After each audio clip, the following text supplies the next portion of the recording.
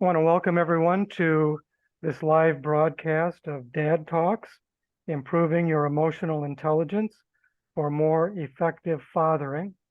Our presenter is Mr. David Lewis, and Dad Talks are brought to you by Brightpoint, formerly called Children's Home and Aid, and the Advancing Fathers program of Brightpoint. Our presenter, David Lewis himself, is a father. He's also a certified emotional intelligence trainer who has trained many corporate leaders and their staff in principles of emotional intelligence to improve their job performance. David is also a facilitator of a Thursday night virtual dads group offered by Brightpoint called Dads Uplifting Dads. And he also is the Career Center coordinator at Youth Build in McLean County, Illinois. Emotional intelligence is certainly a topic that's growing in interest. And so whether you're newly introduced to the topic or whether you're an expert, let's listen in as David Lewis talks to us about how we can apply these principles to fatherhood. David? Thank you very much, Earl. Greetings, welcome. Good to see so many people out on a Wednesday night trying to get some great information. Before starting this, regardless of what's said this evening, I want to remind everyone listening of something that I think we lose sight of, and it's called life. And life always offers you a second chance. So regardless of what we do today, whether we get it right or wrong, life gives us that second chance. And guess what? It's called tomorrow. And as a father, I've had to replay this little mantra in my mind many a days. That being said, let's get right into the presentation. We are talking about this evening emotional intelligence and how that emotional intelligence can help you improve your skills as a father. Also applies as a mother. However, mothers tend to get this instinctively. It seems to come, somewhat easier for mothers than dads. So the focus will be on dads, but it applies to everybody. That being said, let's look at EQ as opposed to IQ. IQ is intelligence quotient that we all know about. And EQ, some of you may or may not have heard about it. So let me define what EQ is. Emotional intelligence, it's simply developing an understanding of and an ability to manage your emotions. The good thing about EQ, whether you have a high EQ or a low EQ at this particular moment, that emotional intelligence can be enhanced throughout one's life. In other words, if you want to do better, you can be better, you can improve your emotional intelligence. IQ, the intelligence that we're also familiar with, it's literally developing one's cognitive abilities, and your IQ is more academically oriented. And the interesting thing about your IQ, and people argue this from time to time, but research has shown that your IQ is pretty much set at birth. Can you get smarter? You most definitely can, but your IQ is pretty much there. And traditionally, we have used IQ to predict one's potential for success. In emotional intelligence, we have 5 different competencies. And of course, this is a 20 or 18-minute presentation. We're not going to go through all of them, but we're going to focus on 5 or 6. And they are going to come from, 2 or 3 are going to come from the intrapersonal scales. 2 or 3 are going to come from the interpersonal scales. And I'll explain as I go into it what that is. And the 3 that we will not be talking about, but they're still very interesting, and I'll probably refer to them throughout the presentation. We've got adaptability, stress management, and general mood. all of those three are very important, but like I said, we don't have 2 days to go through this, so I'll briefly touch on them as I go through the presentation. Let's start off with intrapersonal competencies. Intrapersonal, that's how you see yourself, that's how your children see you. And the three that we're going to touch on this evening is first, emotional self-awareness. Oh, I can say so much about this, but as a father, you have to understand your child's feelings and why they have them. Why is that important? Well, it promotes successful conflict resolution and it leads to improved interaction with your children. Now, notice I did not say that you have to like your children's feelings. That's where we lose track as fathers and as parents. We somehow think that our children have to agree with what we want them to agree with. Absolutely not. Your job as an effective father is simply to understand your child's feelings. End of story. No discussion necessary. Understanding that child's feelings. Once you do that, other things will begin to kick into play, and we'll talk about those in a minute. Assertiveness. As fathers, we have to teach our children how to learn the ability to express their feelings, their beliefs, and thoughts without starting an argument. Let me put emphasis on that, without starting an argument. As our children develop, they will develop ideas, and these ideas may not necessarily fall into line with our personal ideas. And sometimes we will ask ourselves, oh my goodness, where did that child get that idea from? And because we can't agree with it, sometimes it causes conflict. And if it causes conflict and your child begins to see that talking to you creates a negative environment, guess what? They won't talk to you. Let me give you an example of assertiveness and a situation that happened years ago that just jumped into my mind. When my son was about 7 or 8 years old, he was outside one day playing, and he comes in, runs into the house, goes to the refrigerator, opens the refrigerator to get something to drink, and while he's drinking, he looks over at me and he says, "Dad." I said, "Yes, son." He goes, "Boys are better than girls." I just said, "Oh, well, that's interesting." And I said, "Excuse me?" He said, "Yeah, boys are better than girls." So I said to him, I said, "Well, where'd you get that from, son?" He goes, "Everybody knows that." I said, "Oh, wow, interesting." And I could hear my wife in the background. She was probably saying to herself, let me see how he handles this one.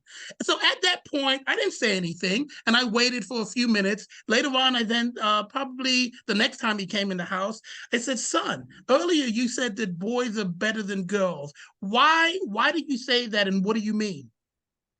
He then goes on to make a statement as if it was truth. He said, "Well, boys are faster, stronger, and just better." And I said, "Wow." I then said to him, "What about Jess?" Jess happened to be his best friend who lived a couple houses down, who was faster than he was at the time and probably just as strong. He looked at me, he thought about it, and he said, every girl except Jess. And so we kind of laughed about it and we processed it. And to this day, I joke about that, because when your children say something to you and it doesn't gel with your belief system, it's so easy for us to want to correct them. And there are times when we have to, but you have to allow them to assert themselves and know that it's safe to do so. It's an intrapersonal skill that we may not be born with, but we can definitely be taught. Self-regard. This one is huge. Your child's success will definitely be tied into how he or she sees themselves. The ability to look at, understand, respect, and accept themselves. Why do we want to enhance this particular competency? Simple. Children that have better self-confidence, if they have better self-confidence, they'll perform better in school. They'll have positive attitudes, and most importantly, their behaviors with other children will be positive. All of this falls into the interpersonal competency. I love this image right here of this head, of this guy's head, and you've got all kinds of cogs going on. What does that represent? It represents the constant challenge as a father with what we know, based coupled with how we were raised. Because in my house, I was raised that if I wanted to, my father used to tell me this all the time. He'd say, son, if I want you to have an idea, I'll give it to you. How many of us were raised in that type of household where dad reigned supreme? What he said was the law, bar none. And back in those days, I'm not gonna criticize whether it worked or not, but it clearly did not lead to us being assertive, self-aware, and having a good understanding of our own emotions, and also being able to express our feelings. I remember my dad telling me one time, if you're gonna get a feeling, I'll give it to you. Interpersonal competencies. These are so important. These are how you relate to your child and how your child relates to other people. Empathy. Fathers, if you remember one thing from this presentation, I want you to remember empathy. You have to develop that ability to emotionally read your child. Your child, and this is every child that's ever been born on the face of the earth, they will say one thing when they necessarily mean something else. And let me give you an example, and many of you will probably be able to relate to this. I remember being a child, maybe even being a teenager, and I'd come home and my mom would ask me a question. And I would be less than truthful because I never lied. It was just maybe a left of the truth. And I'd say something, I wouldn't look her in the eye, and my mom would instinctively say, boy, you're lying. And I'm like, how'd she do it? Well, moms instinctively, organically learn how to emotionally read their kids. Fathers, not so much. And in order to develop relationships, meaningful relationships, we have to be empathetic and learn how to communicate and deal with our children. Why? Because understanding our children's point of views and the demands being placed on them by their friends, social media, and other adults leads to meaningful relationships with them, allowing us to be able to connect with them and help them to develop.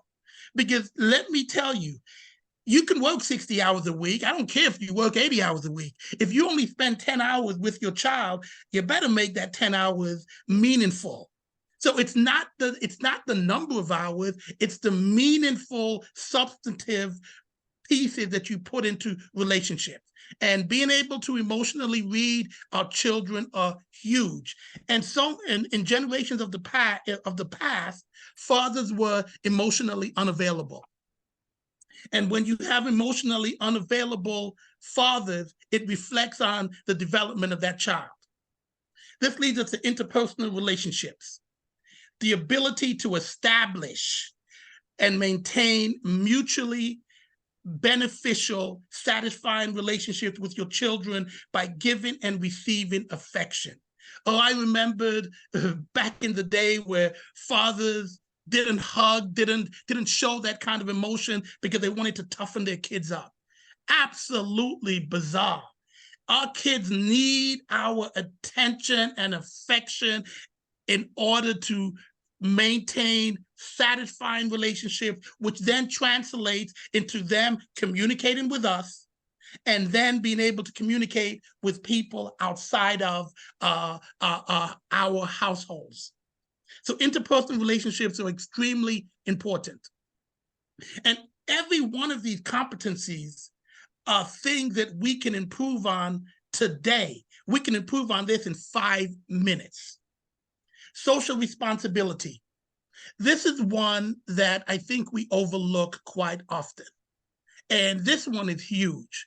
And here's why this one's important, because as you teach your child to be a contributing and constructive member of their social group, and that social group could be a sports team, a debate team, a church club, whatever group it is, once you teach your child to be a contributing and constructive member of that social group, they begin to understand their role in their community, in their society, and that skill, that social responsibility competent comes directly from the relationship that you've developed and how you reflect that with them. It's how they will reflect that with the community outside of your household.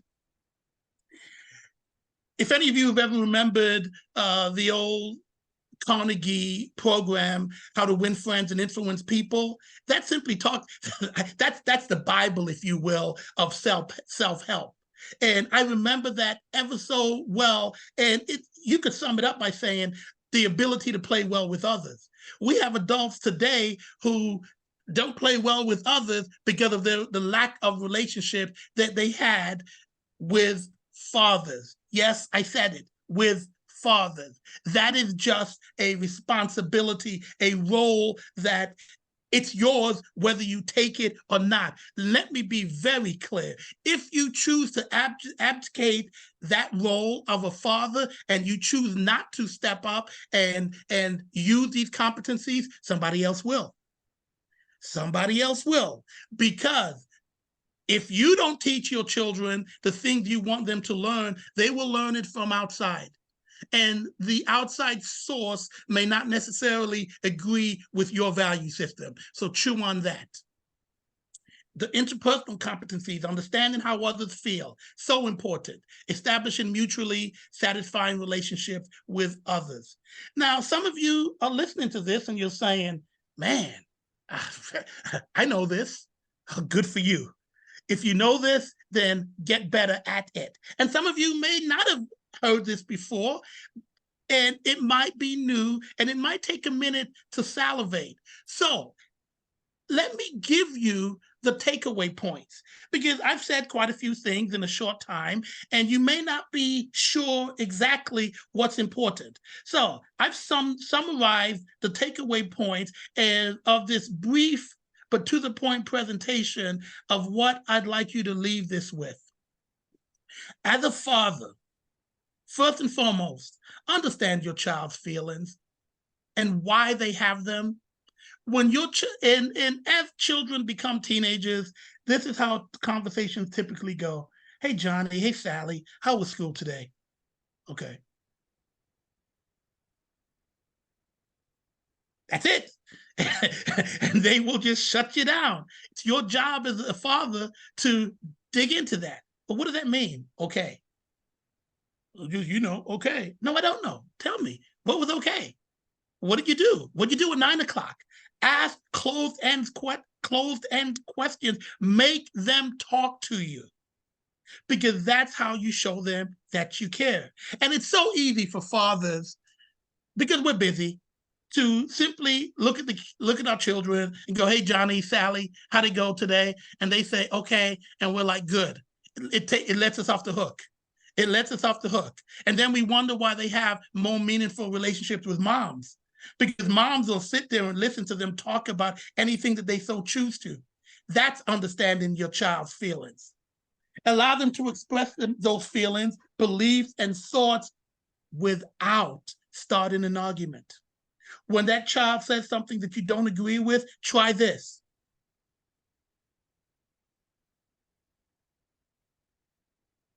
Kind of uncomfortable, isn't it?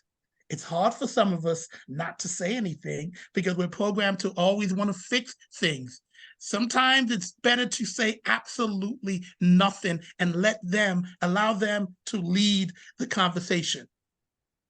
Learn to understand your child. Teach them to respect and accept themselves. If you can think back to when you were a child, we have all types of insecurities and we don't know if we're coming or going. And the one person that unequivocally we should feel safe with at all times is that father figure. That person that establishes himself as the person who has your back regardless of the situation and circumstances. Teach them to care about others by caring about themselves. I cannot put more emphasis on that. When they care about others and others begin to care about them, it creates a sense of self that is impalpable and just literally grows by leaps and bounds. And this one, teach them to get along well with others. And guess what? If you create an environment in which you get along with your children, it is so much easier for them to mirror that feeling and get along well with others. I will leave you with this. This is one of my favorite statements, and it's my mantra. And it makes so much sense, which is why I use it all the time. If you do what you've always done, you get what you've always gotten. If you ain't got what you want, you need to stop doing what you've been doing so you could get what you ain't got. I thank you immensely for your time, and hopefully you got something from this presentation. Thanks, Earl.